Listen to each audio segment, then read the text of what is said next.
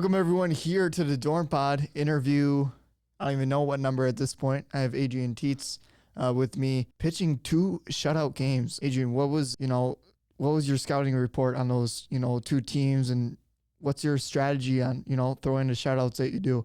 Our coaches do a great job of kind of analyzing things. They do put a lot of work into that, kind of giving a good scouting report on kind of their whole lineup 1 through 9 and the possible guys that they can kind of put in wherever they need to. Sure. I just kind of analyze it a little bit. Usually we get a little bit of film on them, like for conference stuff we do, and then kind of watch it and just kind of fill the zone, like staying aggressive, pitching with offense instead of defense is like a kind of a mindset that I kind of look at it. Okay. Staying confident. What else? Kind of just dominating the zone. Sure.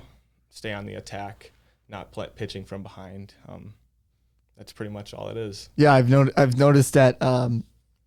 What was the first shutout against? Who was it?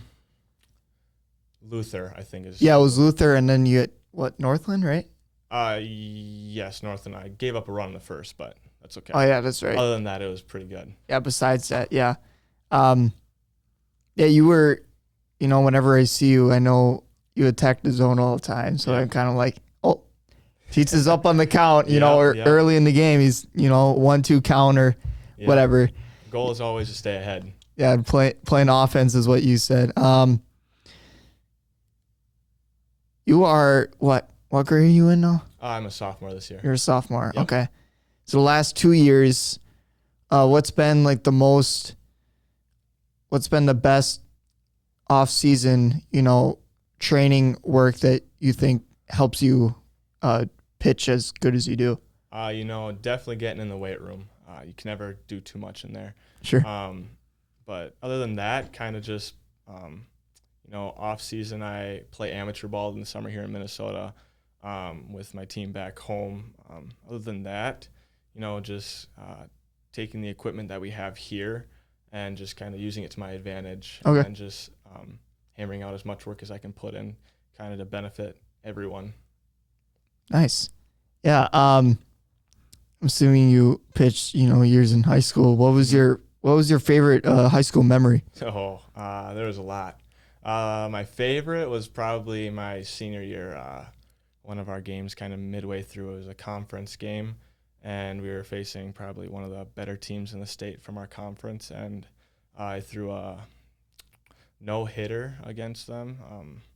That was probably my favorite, but there was a lot. I can't remember all the great ones, but there was a lot for my senior year and sophomore and junior year. But that must be fun. Yeah, it was amazing. Yeah, no hitters are, they don't come normal. No, and I didn't actually know it until the game got over because our shortstop had committed an error, but they registered as a hit on the scoreboard. Oh, okay. And then after our coach came up to me and said that they are going to like it was an actual error instead of a hit. Sure. And I just kind of was like, oh, that's sick. Right, that's awesome. Yeah. Accidental no hitter, I guess. Yeah. No. What's your pregame routine? Kind of just depends, because if I on last week's we had moved our double header to Friday due to kind of weather coming in on Saturday, and so we moved our game up on Saturday to 9 a.m. But when I'm kind of like that, where we have a guy going game 1 and game 2, I'll usually head down to the bullpen, around the 6th, 7th inning, kind of just starting to prepare myself mentally. And then starting my stretching routine, for mentally preparing myself, I like to kind of just lay on my back and then kind of close my eyes, visualizing myself, executing different things, kind of making sure that I am doing self-positive talk, because, the mental side of a game is very important. And once you start beating up on yourself, things can start to go wrong. So, exactly. Self-positive talk was kind of a big thing for me this year. And then stretching. Usually start that around the bottom of the 7th, top of the 8th, okay. And then after I get my stretching done, I go into my J-band stuff. Okay. And kind of making sure that everything's kind of loose before I start throwing plyo balls and actually start playing catch. And then let's see, that's pretty much it for my pre-game stretching routine and everything. Sure. What do you think is your most lethal duo, like pitching wise? As in like my pitches or Yeah, like what's your like? I'm not trying to say this like for scouting purposes, but yeah. like what's been like your favorite like combo that you kind of mix in? This year kind of been more dominant with my fastball changeup. Yep. Okay. This year is kind of I hammered out a changeup a lot more than what I had in the past because I came in last year not throwing a very great changeup. Okay. But after last spring into this fall and through the summer, I kind of worked pretty hard on my changeup. Sure. Yeah, you and your teammates, mentally the game's tough. Baseball's tough. Mentally, the positive talk, you need to be in the right mindset. Have you ever like mentored any of your teammates? Like I know you're kind of like a stronger individual when it comes to, performance and stuff like that. Has any of your, buddies have asked you for advice at all?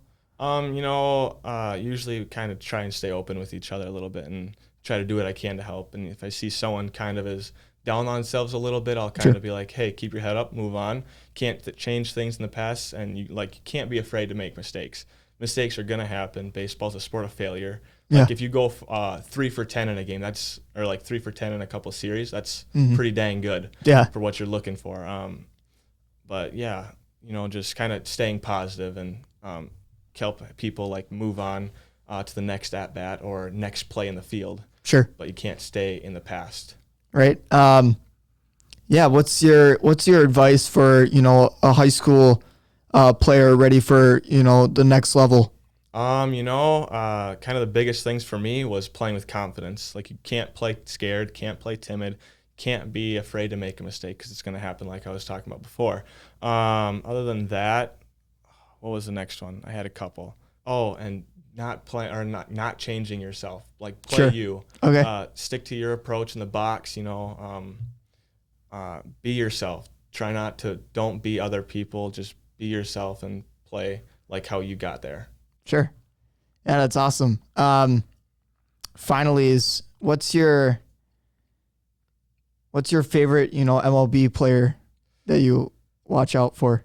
There's quite a few. If you do you mirror their game? A little bit. I mean, not a whole lot. I mean, Sure. I try to be myself, but when I look at different things, where I'm looking at pitches, kind of see what I like and whatever, and maybe try things out or whatever. Just kind of mess around with grips and whatever. Yeah. But I'd probably say like Joe Ryan, Sonny Gray are a couple of the pitchers. Like when they were with, or when Sonny was with the Twins, I liked watching him quite a bit. I never got to a game in person when he was pitching. But, I tried to get up and watch a couple of games. Yeah, I got to get myself up to a Twins game at some point too. It's a great stadium. And then, I kind of like watching Trevor Bauer, just kind of the swagger that he has. Oh, yeah. His pitches are pretty gross too, so I kind of liked watching his stuff and kind of how he analyzes things. Sure. And how he designs pitches based on him. But, yeah. Yeah, I just thought of this question. If you were thrown into an MLB game today, how many hits do you think you would allow, and how many strikeouts you would get pitching 3 innings? 3 innings. That's a hard question. Just going out there with confidence, not expecting too much, just kind of filling the zone up, not walking too many people. Ks will come as they go, Sure.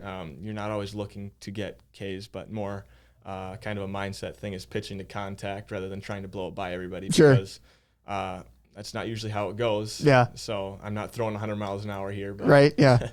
No, just kind of filling the zone a little bit and hope for the best. Right. Pitching with confidence again and try not to stay on the attack. You just hope they don't have a torpedo bat, right? Yeah. Crazy changes. Yeah. Well, thanks everyone for watching for interview, whatever number it is. I will put it in the video what number it is. And thanks, Adryen, for your time today. Yeah, thank you for having me. Yeah, good luck in your volleyball game tonight. And yeah, you guys have a great week.